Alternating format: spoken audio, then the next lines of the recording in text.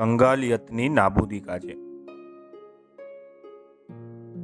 ધર્મશાળામાંથી આવીને મેં તે જ રાત્રે મારા વિચારો એક મિત્રને કહ્યા. મારો એ શહેરી મિત્ર મને ઠંડે પેટે સમજાવવા લાગ્યો કે આ તો નગર જીવનનું રોજનું દૃશ્ય છે. તમે ગામડામાં રહેનારા, તેથી તમને આમાં વિશેષતા લાગે. અહીં તો પરાપૂર્વથી આમ જ ચાલતું આવ્યું છે ને હંમેશા આમ જ ચાલતું રહેવાનું. એ તો પ્રગતિનું એક અનિવાર્ય લક્ષણ છે. લંડનમાં તો અહીંથી એ વધુ ભયંકર કંગાલિયત છે. તમે કશું જ બુરું નથી કરતા, માટે જીવ બાળવાનું કોઈ કારણ નથી. એ મિત્રના જવાબમાં હું દલીલ કરવા લાગ્યો. પણ હું એટલો બધો તપીને અને ઊંચે સાદે દલીલ કરતો હતો કે બાજુના ઓરડામાં મારી પત્ની હતી, તે શું છે કરતી દોડી આવી. પછી મને ભાન થયું કે અજાણતામાં જ હું ગળગળા અવાજે બરાડતો હતો અને મારા મિત્રના મોં તરફ હાથ ઉગામતો હતો. મેં ચીસ પાડેલી, કેમ આ રીતે તે શ્રી જીવ્યું જાય? લાગણીના આવા અતિરેક માટે મને સૌએ શર્મિંદો કરી મૂક્યો. એમને તો કોઈ દિવસ હળવેથી વાત કરતા જ નથી આવડતી. વાતમાં એવા તપી જાઓ છો કે સામા માણસને માઠું લાગી જાય.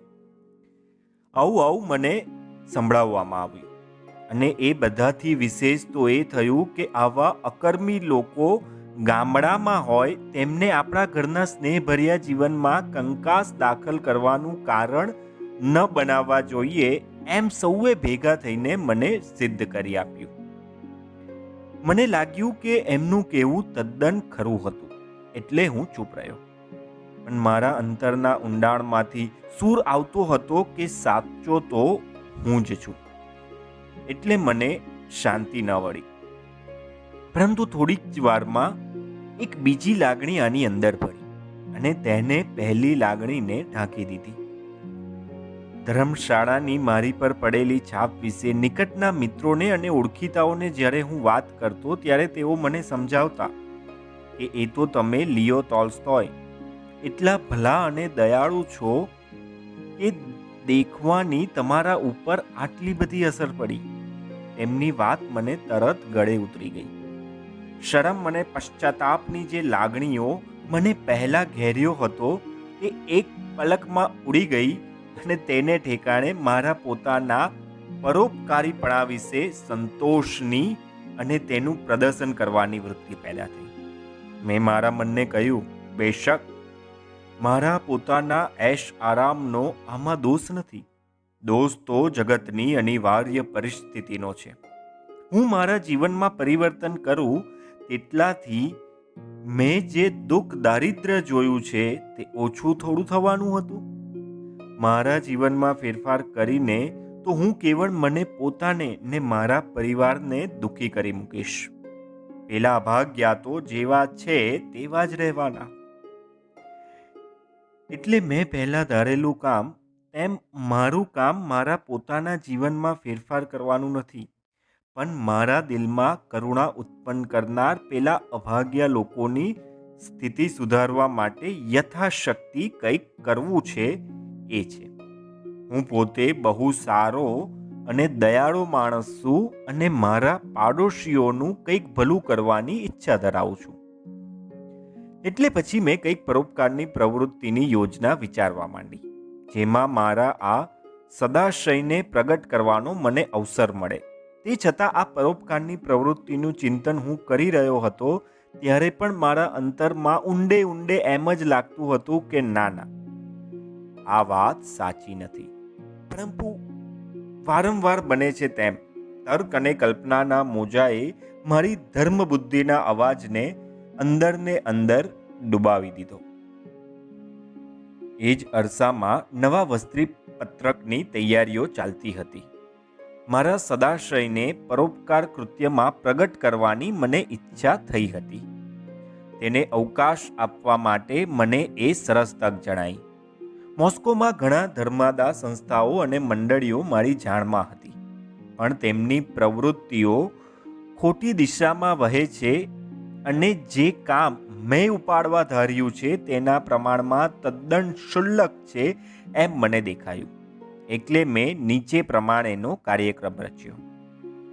શહેરની કંગાલિયત વિશે મારે ધનિક વર્ગની અંદર દયાની લાગણી ઉત્પન્ન કરવી, ફાળો ઉઘરાવવો અને આ કામમાં સહકાર આપવા ઈચ્છતા માણસોને એકઠા કરવા, વસ્તી પત્રક ભરનારાઓની સાથે ગરીબ લત્તાઓના ખૂણે ખૂણાની મુલાકાત લેવી અને પત્રક ભરવા ઉપરાંત દિન દુખીઓની સાથે સંબંધ બાંધવો, તેમને કઈ કઈ બાબતોની તંગી છે તે શોધી કાઢવું અને પૈસા આપીને, રોજી મેળવી આપીને મોસ્કોમાં ના છૂટકે ફસાઈ પડેલાઓને પોતાના ગામ જવાની સગવડ કરી આપી, છોકરાઓને નિશાળમાં બેસાડીને અને ઘરડા બુઢ્ઢાઓને આશ્રય આપીને અથવા ધર્મશાળામાં પહોંચાડીને આમ અનેક રીતે તેમને મદદ કરવી.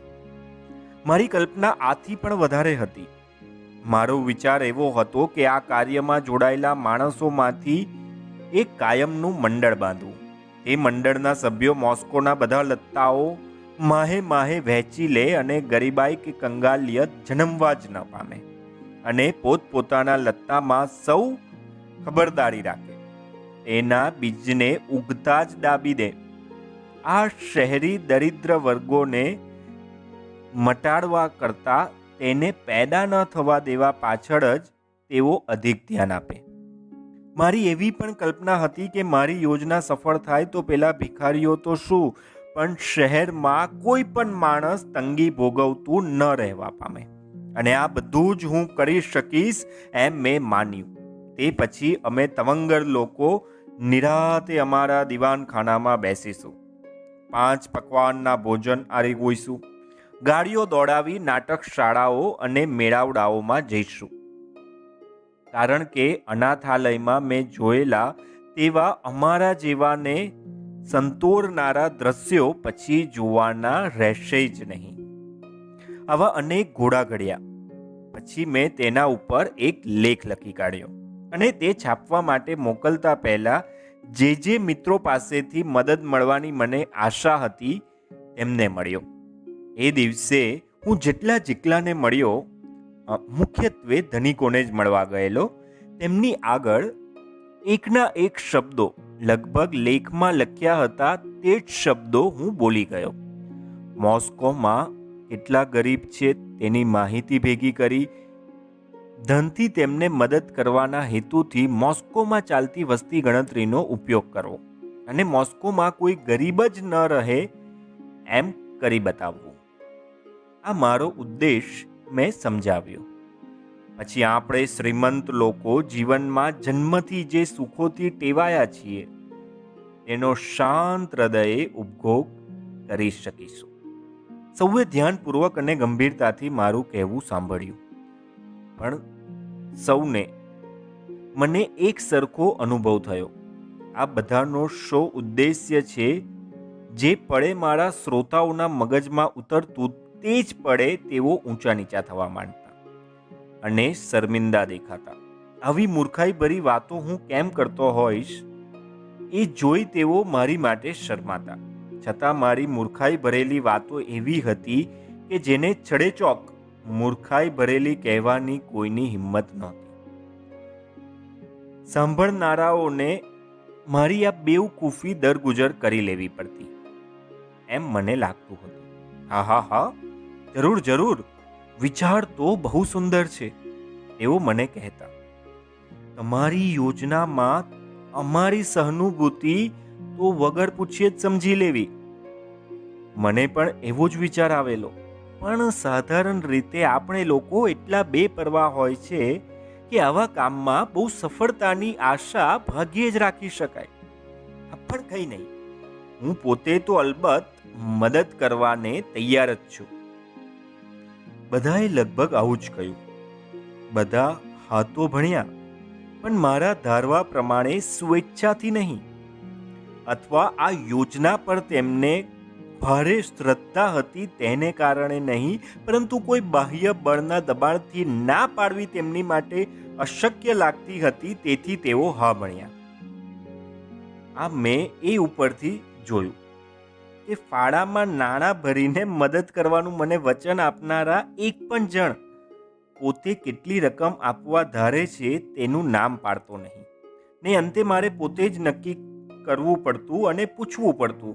ત્યારે આપના 300 અથવા 200 અથવા 100 અથવા 25 રૂબલ લખું અને કોઈએ મને રોકડા પૈસા તો આપ્યા જ નહીં. આ હું એટલા માટે કહું છું કે સાધારણ રીતે કોઈ કામમાં પૈસા આપવાનો માણસનો ઈરાદો હોય ત્યારે તેઓ કેમ વહેલા આપીને છૂટાય તેની ઉતાવળમાં હોય છે. કોઈ ગાનારીના જલસા માટે ટિકિટ લેવી હોય તો માણસ તરત પૈસા કાઢીને આપી દે છે, પણ આ કામમાં તો એક પણ માણસે તરત પૈસા ન આપ્યા. મેં જે આંકડો સૂચવ્યો તે પ્રમાણે માત્ર ચૂપચાપ સ્વીકારી લીધો. તે રાત્રે ઘરે પાછો આવીને હું પથારીમાં પડ્યો. ત્યારે મારી યોજનામાંથી કશું જ નીપજવાનું નથી એવી નિરાશા એકલી મને જ પીડાતી નહોતી, પણ આજે આખો દિવસ મેં કંઈક ભારે હીણું અને શરમ ભરેલું કામ કર્યું છે એવી એક લાગણી પણ મને બાળતી હતી. છતાં મેં વાત છોડી ન હતી. એક તો એ વાત જાહેર થઈ ચૂકી હતી એટલે ખોટી શરમથી હું તેને પડતી મૂકવી એમ શક્ય નહોતું.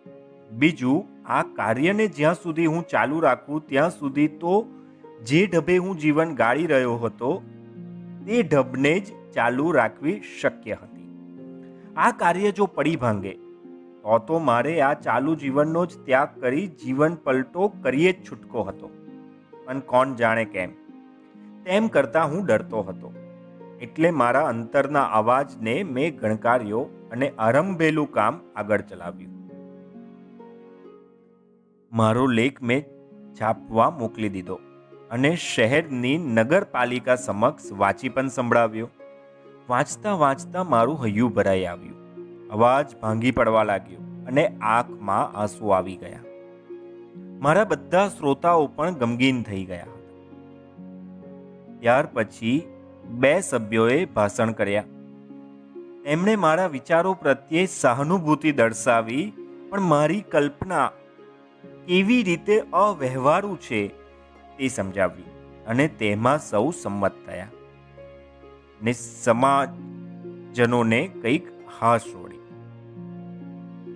પરંતુ આથી જરા પણ મોડા ન પડતા મારો મુદ્દો ખરો કરવાની ઈચ્છાથી હું વસ્તી પત્રકમાં કામ કરવાના નીકળનાર વિદ્યાર્થીઓને મળ્યો ને તેમને કહ્યું કે આપણા કામમાં આપણે કેવળ પત્રક ભરીને જ બેસી રહેવું નથી, પરંતુ પરોપકારનો હેતુ પણ ધ્યાનમાં રાખવાનો છે.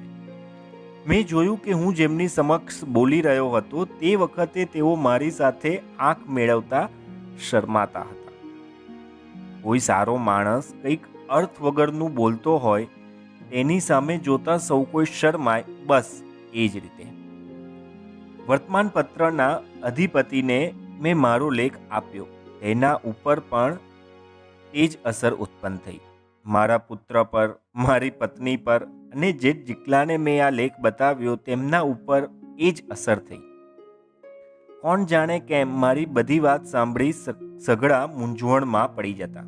છતાં મારી કલ્પના પસંદ કરવી જરૂરી છે. અમે સૌ માનતા અને એવી પસંદગી બતાવીને પછી તરત સફળતા વિશે પોતાની શંકાઓ પ્રગટ કરવા લાગતા. વળી એક અપવાદ સિવાય સૌ કોઈ આપણા સમાજની અને પોતાના સિવાય બીજા સૌની બેપરવાઈને વખોડી કાઢતા. હૃદયના ઊંડાણમાં મને હજુ પણ લાગતું હતું કે હું સાચું કામ કરી રહ્યો નથી. તેમાંથી કશું ફળ નીપજવાનું નથી. છતાં લેખ છપાયો અને મેં વસ્તી પત્રકના કામમાં ભાગ લેવાનો શરૂ કર્યો. પ્રવૃત્તિને ચાલતી મેં કરેલી, હવે પ્રવૃત્તિ મને ચલાવવા લાગી. હવે કાલે આપણે જોઈશું આ પુસ્તકનો 4થો ભાગ, ઘેટાની જેમ નહીં. વસ્તી પત્રકનું કામમાં કેવી રીતે જોડાય છે અને એ કામ દરમિયાન લિયો ટોલ્સ્ટોયને કયા અનુભવ થાય છે એની એમાં થોડી ઘણી વાતો આવે છે, બાકી આગળ આવે છે. ધન્યવાદ.